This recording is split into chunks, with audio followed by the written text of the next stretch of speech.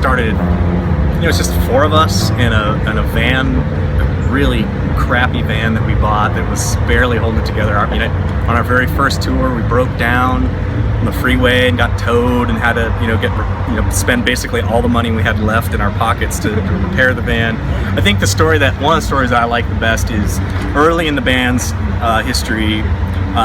To sell T-shirts on the road, we learned how to silk screen and screen print our own T-shirts. Oh, that's amazing. So we bought a bunch of T-shirts and we spent all this time silk screening this cool image that we made and got them all ready for tour. We went on the road and we sold them all through the country. We got home, and this is sort of it wasn't pre-internet, but like definitely pre all social media stuff. So there wasn't like this free exchange of ways you could communicate directly with people. Yeah. So we got a letter in the mail and a shirt back, and somebody sent it back and said, just to let you know, I bought this shirt at your show and I was really excited about it, and I took it home and I washed it and the design washed off, and we realized that the final step in silk screening that we didn't do was heat set the ink. Oh no! So it runs in the wash, right? So in everybody's shirt that we sold that first tour, they just got blue T-shirts instead of ones with Death Cab or Cutie on it. Oh no! It's a crucial lesson to learn when you're silk screening, is to heat set your ink after that. So I apologize. I've been apologizing for that for years. That somewhere out there, we made maybe 100 T-shirts. So, but we definitely owe about 100 people new shirts.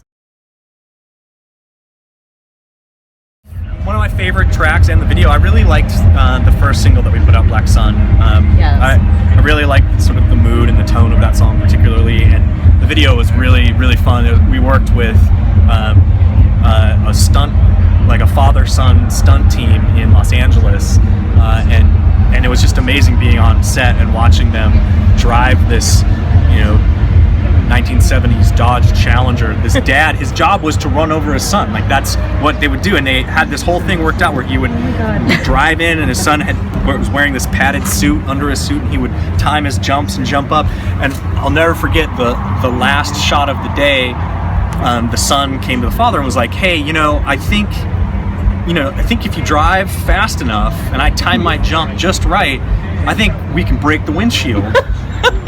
So let's try to do that." And the director was like, "Okay, let's see if you can do that." And sure enough, the guy guns it and he times it, and I've never seen anything like it in my life. Like, he jumped up, he smashes into the window, smashes in the front windshield, but he hit the car with so much force that he actually completely dented in the top. It's not the hood of the car. I don't know what that would be. The roof of the car. I need to see the outtakes from this. There was this moment where he did that, and we were all standing just off camera watching on a little monitor, and everyone stood up and was like, "I think he just killed him. I think this guy just ran over his own son. Like, how?" And then the guy stood up and dusted it off, and he had cut himself, and there was a bunch of stuff, but like, never worked with like a true professional stunt team before, and like the things that profession, the demands that stunt people I'm sure have on them is a whole nother level of work and performance and being in shape and everything. We were just it was outstanding. So that left a pretty big impression on me, and then of course makes for a fun video to think about.